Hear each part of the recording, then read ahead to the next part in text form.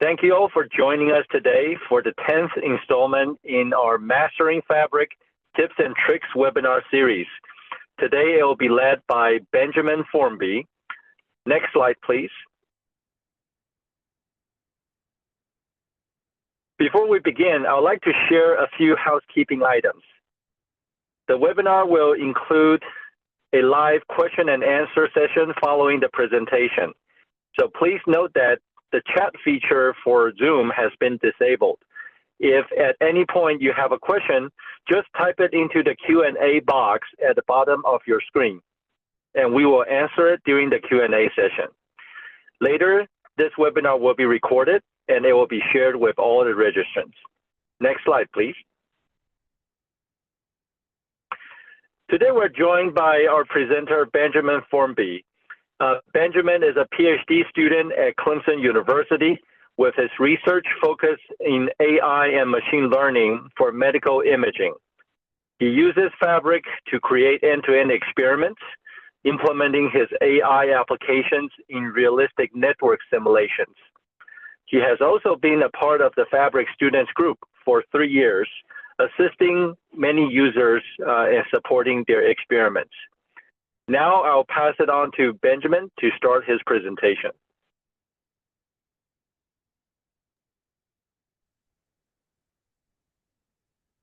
Hi, everyone. My name is Benjamin, and we can get started with the agenda for today. So first I'll get into some background and talk about AI research and what AI research looks like today and where federated facilities fit in. And then I'll talk about Fabric and Chameleon. And then that will lead me to the experiment, which I will show in a live demo at the end. So we have 2 objectives for today. The first being to learn how to integrate GPUs across Fabric and other test beds for AI research. And then second, I'll demonstrate how Fabric supports federated testbed experimentation.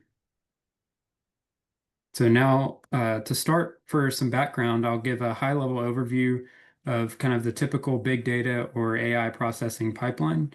So it starts off with our data sources. This can be anything from scientific instruments like some sort of video streaming or an electron microscope or particle accelerators or anything like that to smaller sensors and IoT data. And so this data has to be transferred somewhere. And either before or after this data transfer, there's usually some sort of data cleaning, whether it's pre-processing or filtering. There's usually some sort of computation needed there. And then after this, we'll have our training data set, which then we use to train an AI model. And then with that AI model, we'll then be able to evaluate or deploy it somewhere and do some inferencing for its intended purpose. And then also with that inferencing will come more data cleaning and data collection, and again, all of those pre-processing and filtering steps that may be needed. So after all of this, we get our final results or our AI analysis. And so looking at this pipeline, you can see many different areas where there's going to be some form of computation done, whether it's in the pre-processing phase or a much heavier computational load with actual training of a model or some sort of post-processing. We see with this pipeline that there is going to be many different needs of different types of computation. And so to take this one step further, looking at federated learning is when your data is decentralized, it's coming from different sources, and rather than aggregating all of your data into one place, you can train part of the model closer to or at the data source, and then you can merge these models and get one combined kind of federated model. And so this approach, it allows us to keep our data sets private. It also allows us to avoid the trouble of transferring massive data sets and getting them all in one place. And um, and so this brings me to the state of AI research today. So we're seeing obviously rapid growth in AI and machine learning research. We're seeing bigger and bigger models with, of course, the LLMs, and we're also seeing more and more data and all of these AI methods being expanded to many new applications. And so this growth calls for more compute and more storage. It's increasing demand for GPUs and also accessibility to GPUs and demand for data storage and accessibility for that data. And so then this calls for the need for safe and controllable test environments and facilities. Um, and so this kind of leads me to the federated facilities, which help enable this. It enables the integration and accessibility of resources.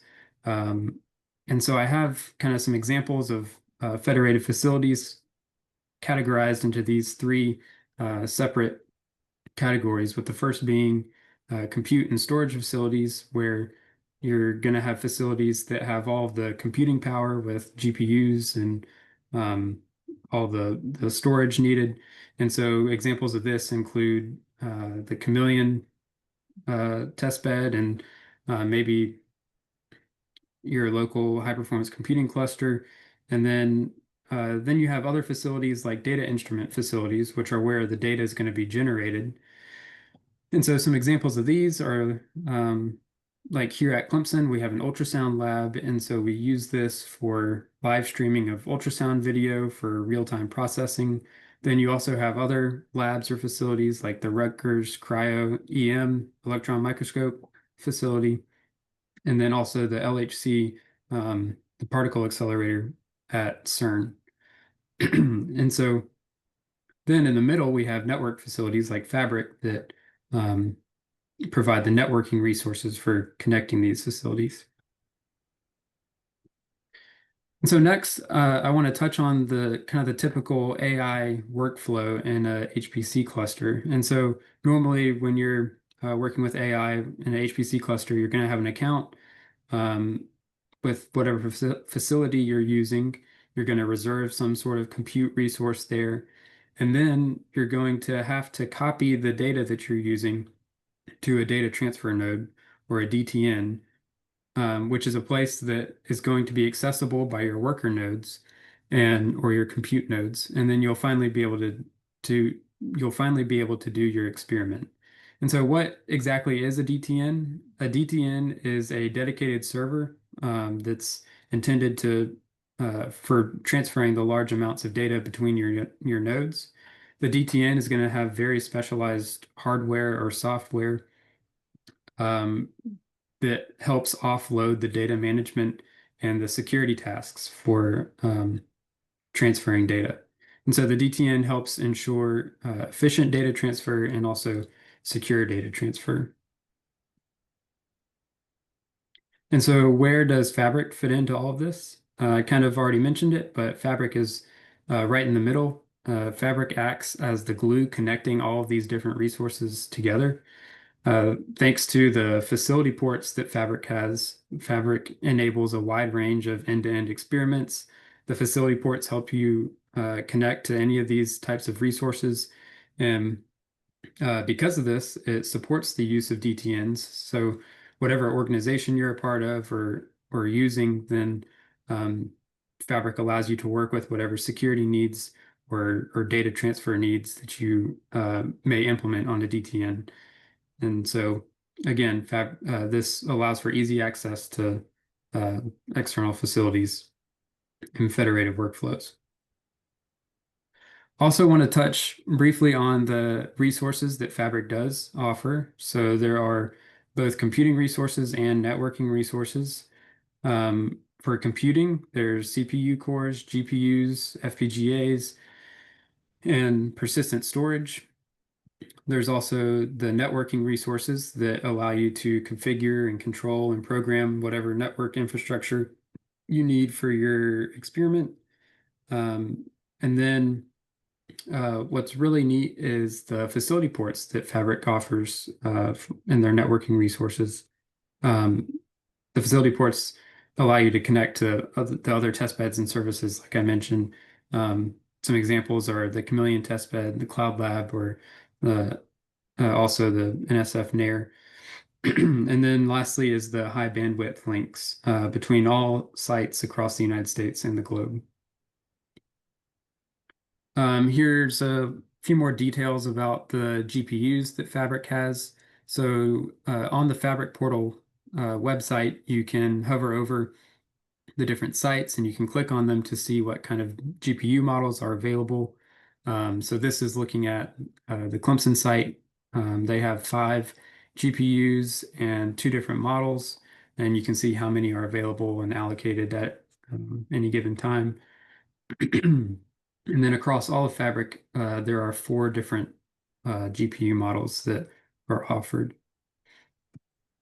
But what if Fabric's GPUs and AI resources are not enough? So you can think of many AI workflows or scenarios where the GPUs that Fabric has they might not be enough. So for example, some AI training is going to need multiple GPUs.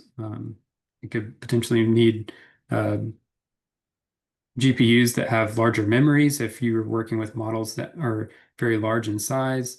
Then there's also going to be some workflows that have that are very time sensitive and they need some very quick real-time processing. And so it might need some specialized, more efficient GPU.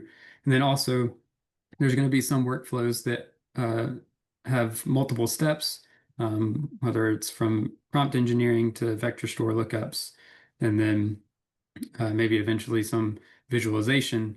This is going to need different types of GPU resources. And so while Fabric may not offer these specific resources that you need, it does offer the ability to connect to more capable facilities and resources. So Fabric can connect to NSF NAIR resources or NSF Access resources. It can connect to commercial cloud resources like AWS or Azure. And then it can also connect to experimental cloud resources like Chameleon or Cloud Lab testbeds. And then lastly, it can also connect to various campus or your regional HPC clusters. And so I've mentioned Chameleon now a few times. So Chameleon is an example of another testbed, NSF funded testbed that has cloud infrastructure for networking and systems research. They offer bare metal access to physical hardware and access to more powerful GPUs than what Fabric may have to offer. And Chameleon is very similar to Fabric in that for an account setup, you can just create a free account and then join a project to be able to start experimenting. Now, here are a few examples of some use cases. So multi-site federated learning is definitely a use case. Then there's distributed data workflows where you can have experiments with data coming from many different locations or sources. And then there's data-intensive science workflows. So I mentioned the particle accelerator at CERN that produces terabytes and terabytes of data. Some example federated learning use cases are prediction of building energy use. And so with this, there's geographically distributed data sets that come from all over and they're coming from different agents. And so this could be data coming from the utility company or data coming from building registries or weather stations. One last example is predictive maintenance of aircraft engines. And so again, you have data sets coming from different regions or different locations. And then not only is it geographically distributed, but it's also could be private data, data coming from airlines or aircraft manufacturing companies. And so now I'll get into the experiment that I'll be showing today. So for an overview, we have this scenario where on Fabric, we have the source of our data. And so in this experiment, I'm doing a simple AI image classification task. So using the CFAR10 data set, but we're going to have the data coming from a Fabric node, and we're going to have a facility port connected to the Chameleon testbed. And then we're going to use an SSH tunnel to connect to a compute node from the Fabric node through a DTN on Chameleon. So then on Chameleon, Chameleon will act as our external compute facility, and we're going to have a GPU node and a DTN for securely and efficiently transferring our data. And so that's our end goal, to efficiently and securely transfer data from our Fabric source to an external compute facility. So here is the slice overview. Um, it's made up of both the Fabric testbed and the Chameleon testbed. We have our Fabric slice on the right, which is connected to the DTN on Chameleon with the stitch network, which is the blue line. And then on the Chameleon testbed, we have the Chameleon, or we have an instance for the DTN, and then we have an instance for our compute node. And then once we have that set up, we will use an SSH tunnel from the Fabric node to connect to the compute node going through the DTN. And so we'll have connection without direct reachability. So the setup is split up into 5 steps. The first two I have being on the Chameleon side, which first you're going to need to reserve Chameleon leases for the resources, and then you're going to launch those leases as instances. Then on the Fabric side, we create our Fabric topology, which will just be one node in our facility port. And then we install S-shuttle and any other dependencies that we need, and then we can start the tunnel and start our experiment. So for the first step, I'll show this again later in the demo, but here's some screenshots. The first step is to reserve the Chameleon leases. So we're going to need 2 leases, one for the compute node and then one for the DTN. So on the Chameleon interface, on their website, you will click create lease, and then you give it a name, a start date, and then how long you need the reservation for. In the next step for that, you're going to check off reserve hosts, and then you choose the node type. So for our compute node, we're going to choose some GPU. And then for the DTN, we'll just choose a compute Cascade Lake R. Next, once our leases are ready and active on Chameleon, then we will launch our instances. And so to do this, we can add an image, so like an Ubuntu 22 image, or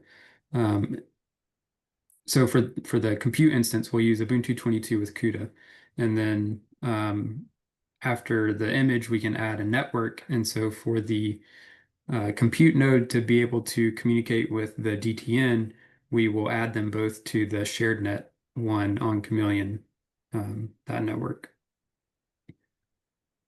So then to launch the DTN, I just use an Ubuntu 22 image, and then we add the shared net 1 network. And then we also add for the DTN the FabNet v4 network, or there's a couple different ways to do this, and we'll see in the demo later that we can create a network through the API, and we can also add that network here. So after we launch the Chameleon instances, we can do the Fabric setup. So the first part of the Fabric setup is creating a slice with actually no nodes. We set up a slice that has a facility port and a FabNet v4 L3 network. So we add the facility port, and then we attach that interface to the L3 FabNet v4 network. Next, we create another slice with our Fabric node, and then we we add that node to FabNet. And after this, we should be able to have connection between our fabric node and the DTN. And um, the next step is to set up the SSH tunnel with S-Shuttle. So we need to install everything that we need for that. And then for this example, I'm using PyTorch. And so I'm installing PyTorch. You can see all that in this code snippet in the top right. The next step for part of the need for the SSH tunnel, we need to create a dummy IP route to the Chameleon subnet via the loopback interface. And then lastly, we upload any necessary files for the experiment. We can do that with node.upload, and I'm uploading the training and evaluation scripts and some of the setup scripts needed for the experiment. And lastly, we can finally start the tunnel. So we run this command with S-Shuttle, and then once we see that we're connected to the server, then we now have our fabric node connected to the compute node through the DTN without direct reachability. And so now for the experiment, I'm just going to use SFTP to transfer a data file from the fabric node to the compute node. So after we have the SSH tunnels set up, we can start a SFTP session and then transfer all the files that we need to the compute node.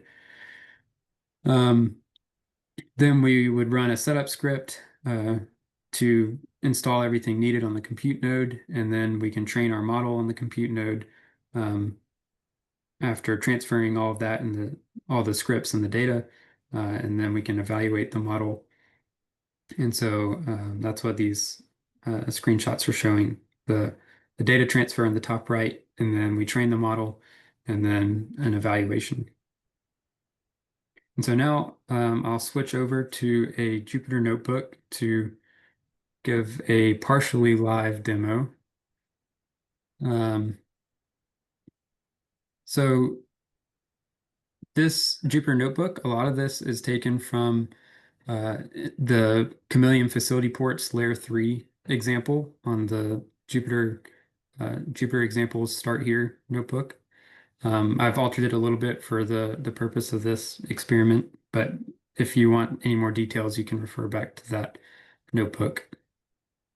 So again, here is our slice overview with the fabric slice, and then we have our stitch connection to the DTN, and then the SSH tunnel going through the DTN to the compute node.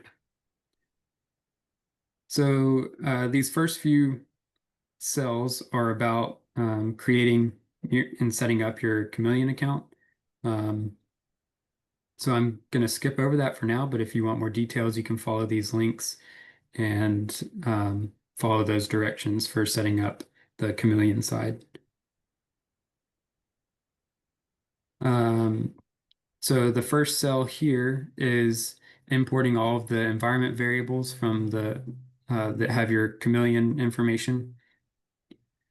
And then we're importing both the Chameleon API and the Fabric APIs. We're setting up our experiment variables in this cell.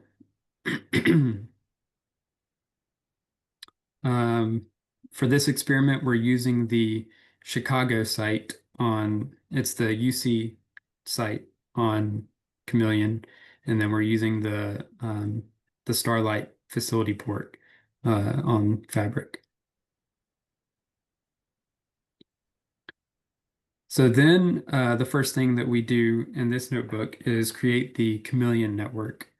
This is reserving a stitch network lease on Chameleon. So this is using the Chameleon API, and it's specifying a stitch provider to be Fabric and creating that lease.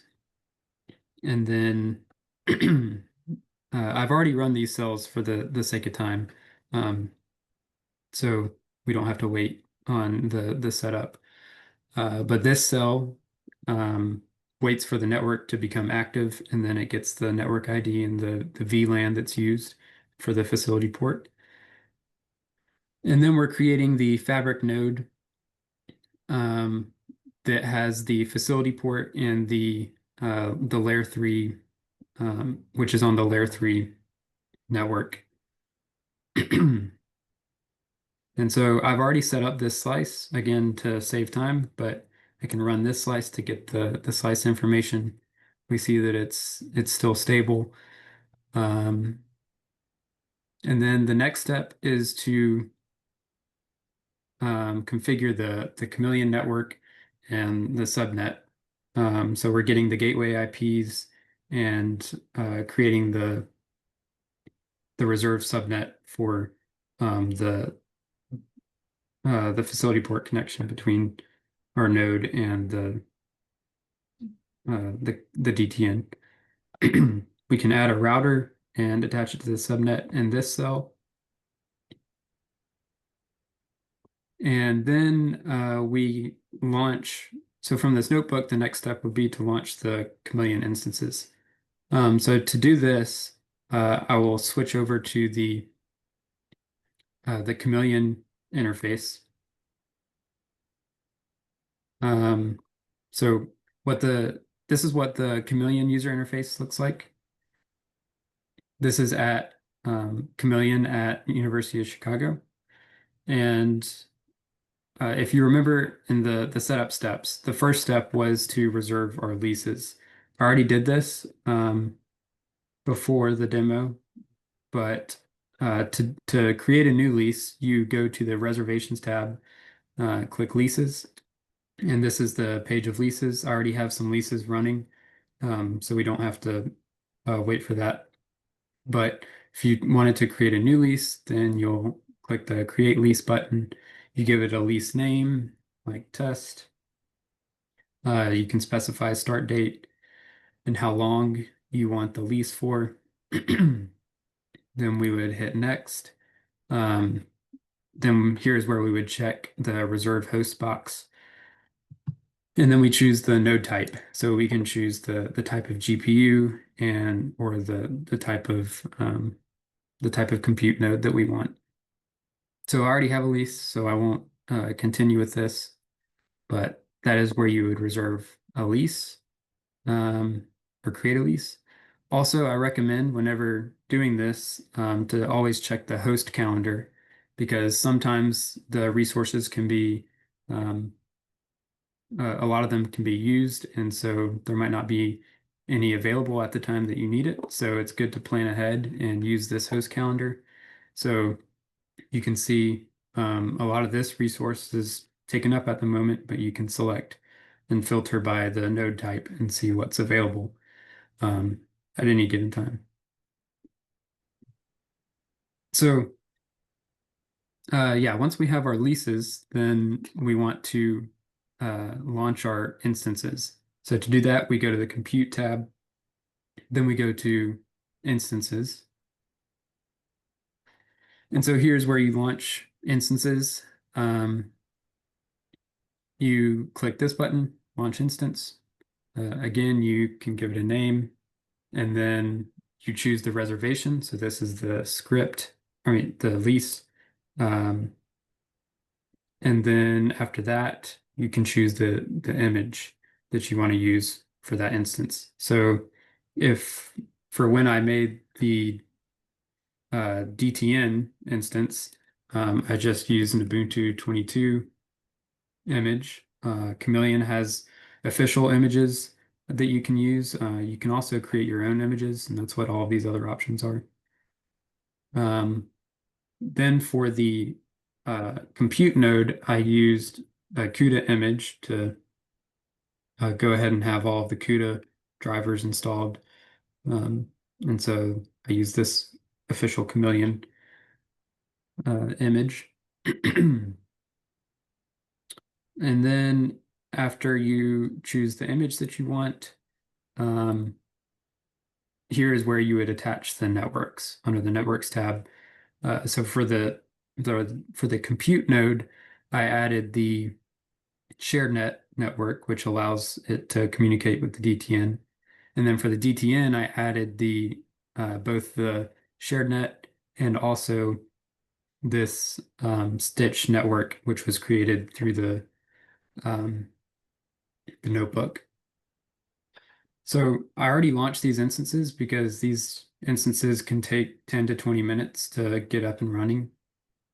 So they're already running, but that is everything you need to do on the Chameleon side. So we'll now go back over to the notebook. And this is where we create our fabric node slice. So again, I already have this slice running. I can run this cell and get the slice information though. So this slice is still stable and active. We have one node. And then we can test our facility port connection with a ping test. So I will go ahead and SSH to our fabric node, open up a terminal and paste our SSH command. And then we can ping it from here in the notebook or in the terminal, but the IP we'll use is we can get it from you can get it from the Chameleon API, but you can also get it by looking back at the instances page. So we're going to use the IP of the DTN on the Stitch network, which is this 10.129.130.13. So that's what this is right here. So we can run the ping test and we see that we do have the facility port connected and working. Next, we would install all of the dependencies and upload our scripts. So this cell is uploading all the scripts that I'm using. So this is the SSH, this is the Chameleon SSH key on the first line. Then this is a setup script that I'm using on the compute node. So I'll eventually send it to the compute node. This is a download script to download the data. So the data source is on Fabric. And then the train and evaluation scripts. And then this is changing the permission for the SSH key. Then this is installing S-Shuttle and PyTorch.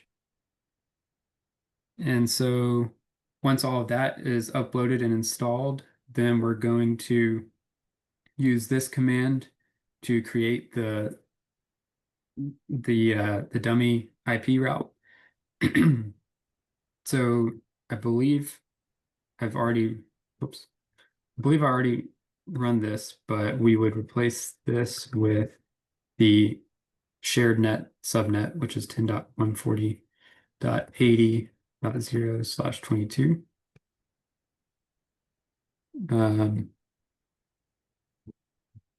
Oops.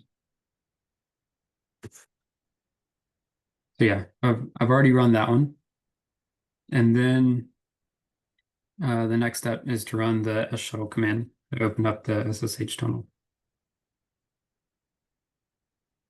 So I need to change these. So again, this is the DTN IP, which we can look at from here, 10.129.130.13. And then the subnet.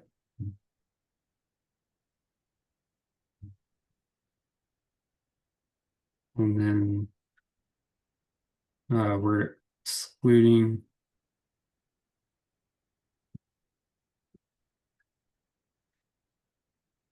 so running that command, we see that connected to the server. So that means that the SSH tunnel is open and working. So now I've already transferred the data used for the evaluation because it took a while. So instead, I will be just transferring a data.txt file. So I will run this cell, and then I'm going to open up another terminal for our Fabric node.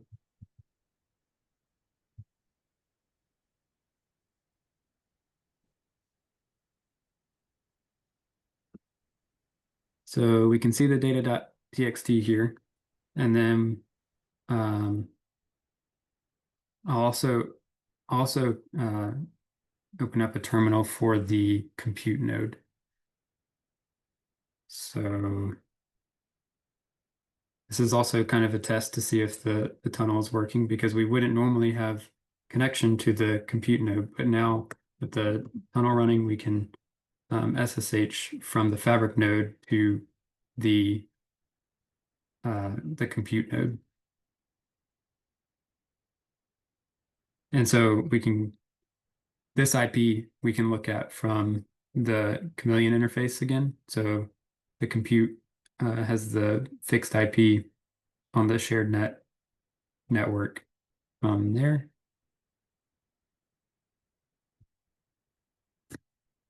Oh, we need CC, yeah. Okay. So we can see that the data.txt file isn't here yet, but going back to the Fabric node, we can now open up an SFTP session.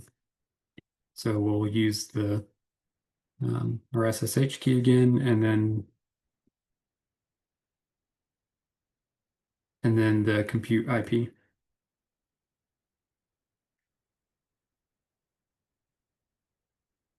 And so we can use this to transfer our small data file.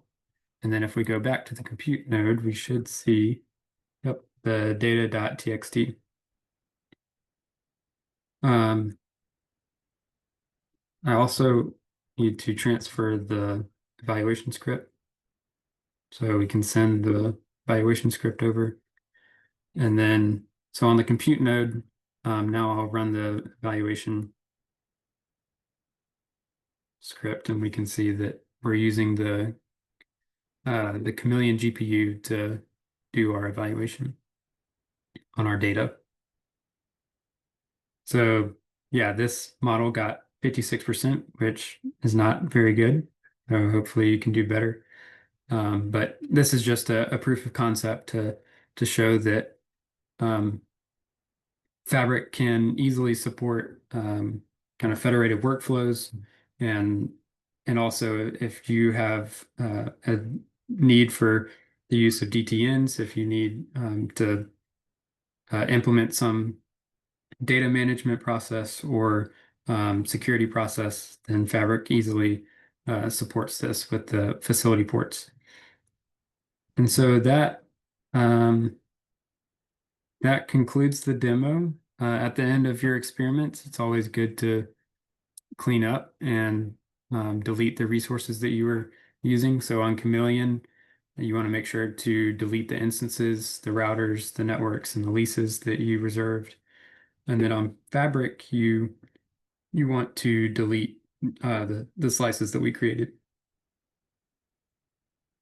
So going back to the slides,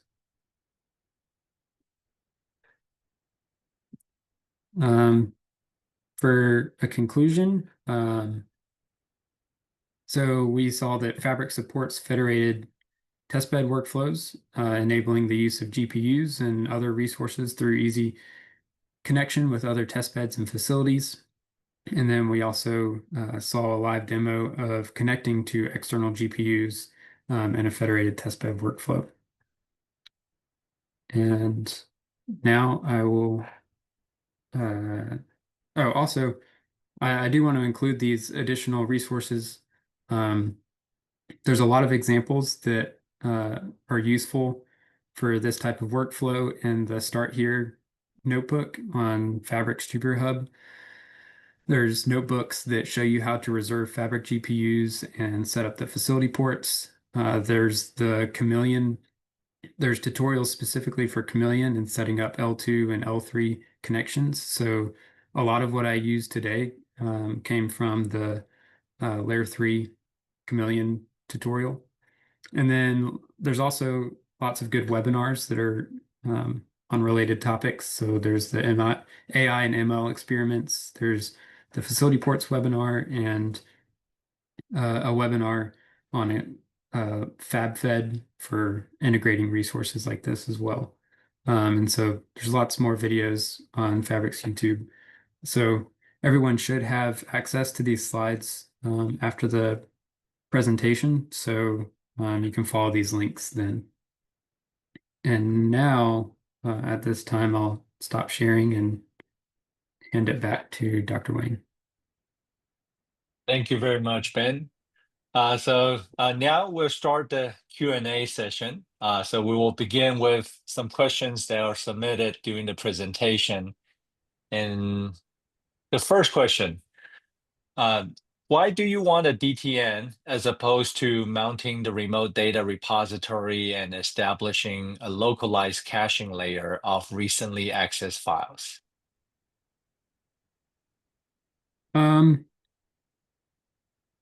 I think that you could probably uh, go both ways. I think that it kind of depends on the application you're doing. So today was kind of just a uh, proof of concept for um, if you need a DTN to implement some security or data management process. Yeah. And I'll probably join in this case, just to add some context.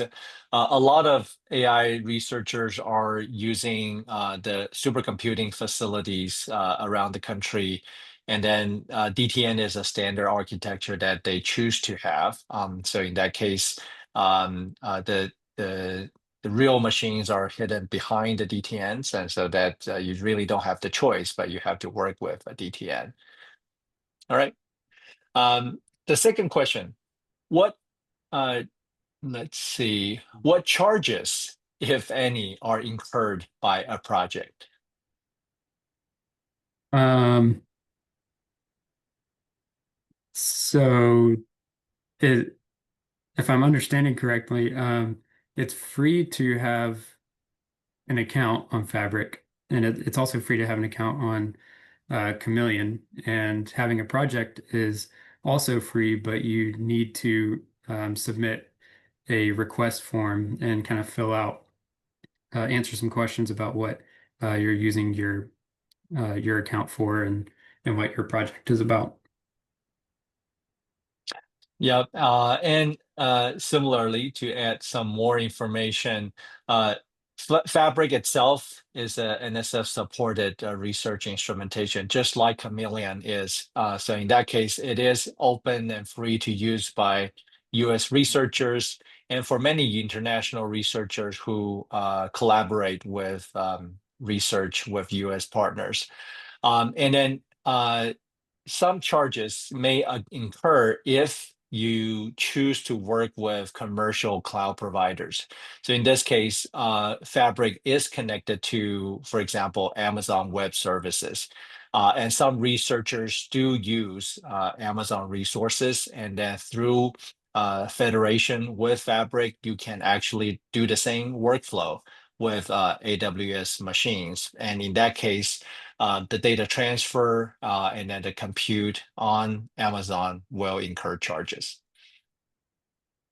All right. Our third question here, is there any way to see both sides, Chameleon and Fabric, working on? Which, I mean, is there some monitoring tool on both sides to see the status during the experiment?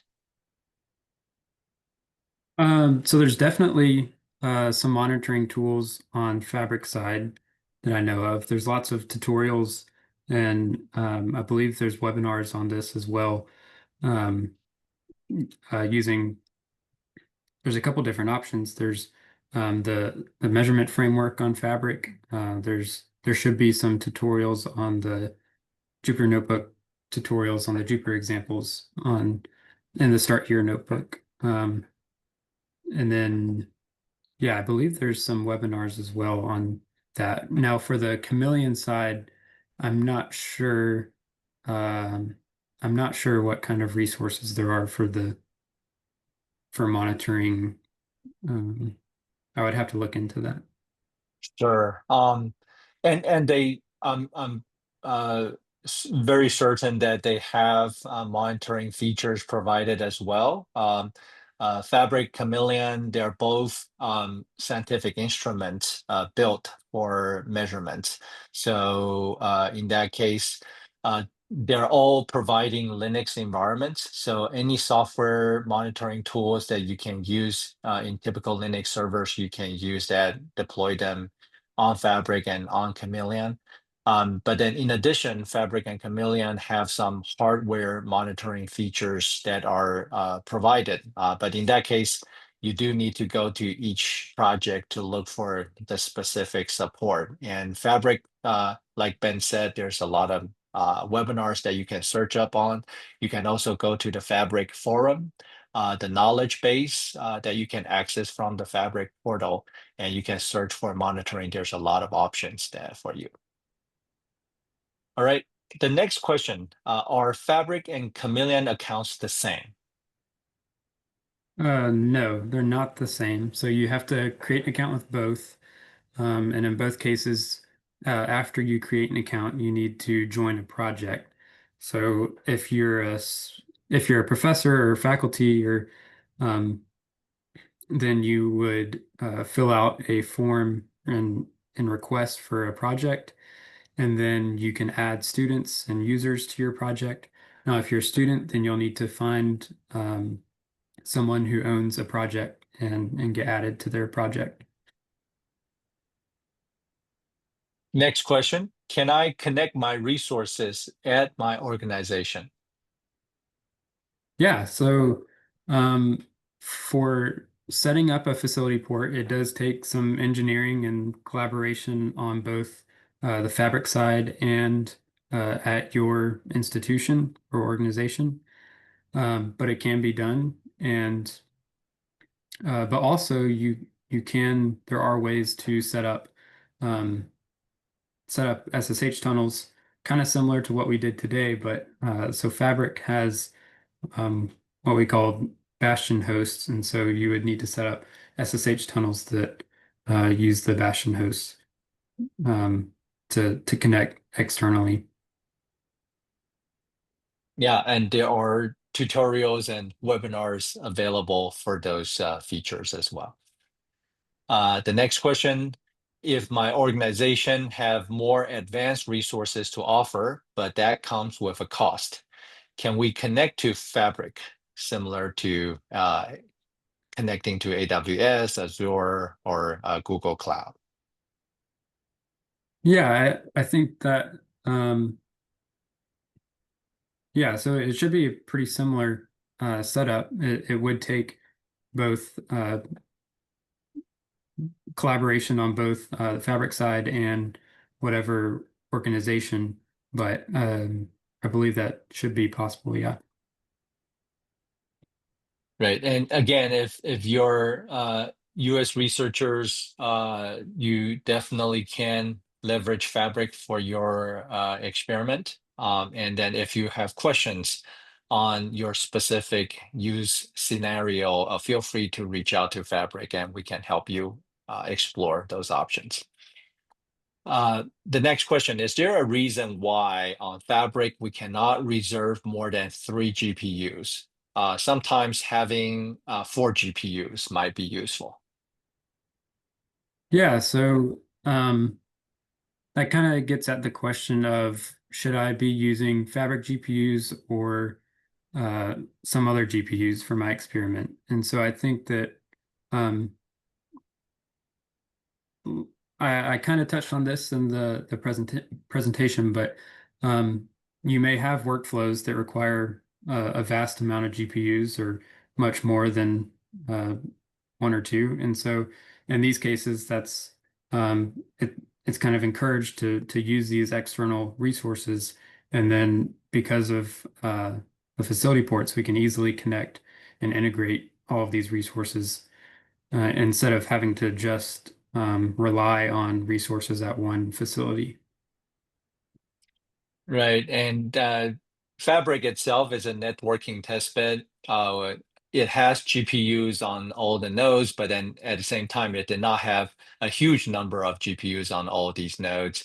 It has been there for primarily processing real-time network traffic in network scenarios. However, if you need more GPUs, that's why Fabric support interconnecting with GPU providing facilities. So this webinar tells you the ways that you can work across Fabric and those facilities. And then if you are not sure whether some facilities you are interested in, whether they are already connected to Fabric, please feel free to reach out to us. Next question, can I use large storage on Fabric or on Chameleon?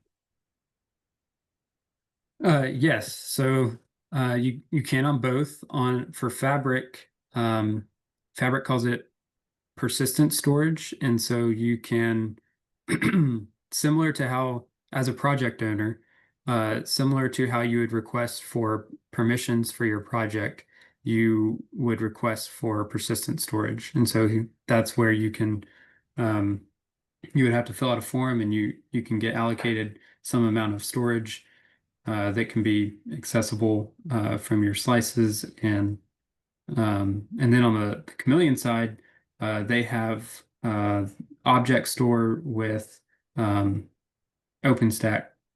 And yeah, that allows you to be able to store large amounts of data and transfer large amounts of data. Great. The next question, with whom can I follow up to establish a facility port for our production research cloud for fee resources? And I think I can answer this question. So there's on the Fabric portal, there is a connect with Fabric, and basically you can contact us, you can email us and explain your facility. If you already are connected with some of us on the Fabric team, feel free to reach out and we will explore those options with you. The next question, my organization is an NGO that works in education in Brazil.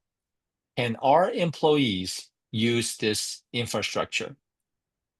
So yeah, it depends on the nature of your work. So this is a research testbed supported by the US government. US Brazil researchers do collaborate significantly. So a lot of Brazil researchers are actually active users on Fabric. So again, please reach out to us, introduce yourself, your organization, and then the use case that you are considering using the Fabric infrastructure. Even within US, we do clearly advise researchers to distinguish that, because this is a research testbed. In some cases, the people are looking for production resources for production applications, and in that case, Fabric would not be suitable. But please do reach out. All right. Now we come to our final question. How long can I reserve resources on Fabric or on Chameleon? So when you first create a slice or create a lease on Chameleon, the default is 1 day, but you can extend for both Fabric and Chameleon, you can extend resources weeks at a time. And however, on Chameleon, I would advise you to look at the host calendar that we looked at in the demo, because you want to make sure that the resources that you have are still available, or else you might not be able to extend. Okay, great. Well, thank you again to our presenter today, Benjamin Formby. And now to close up, in addition to our presenter, we'll also like to acknowledge behind the scenes team that is listed here. They have worked diligently together to bring this webinar to production. That's multiple members on the Fabric team, myself, Chelsea Davis, and Jayshree Jagannatha. And next slide, please. Thank you to the audience for your participation in today's webinar. So in addition to the recording of this webinar, we will be emailing everyone who has registered with a list of resources. This slide deck itself will be shared, and it will come with our Connect with Us form. We hope you will connect with us, reach out to the Fabric team for any questions or support. Next slide, please. Our next webinar will be next month on November 11th at 3 p.m. Eastern Time. It's part of our Stitching Together Innovation with Fabric Users series. The webinar will be focused on new users, so we would appreciate it if you could forward this information to anyone that can find this helpful. And as a final reminder, if you are an active Fabric user, please do submit your Fabric matrix and make sure your project description on the portal is up to date, because we do use that information for outreach and including promoting many of the research on our website. With that, thank you again and have a wonderful day.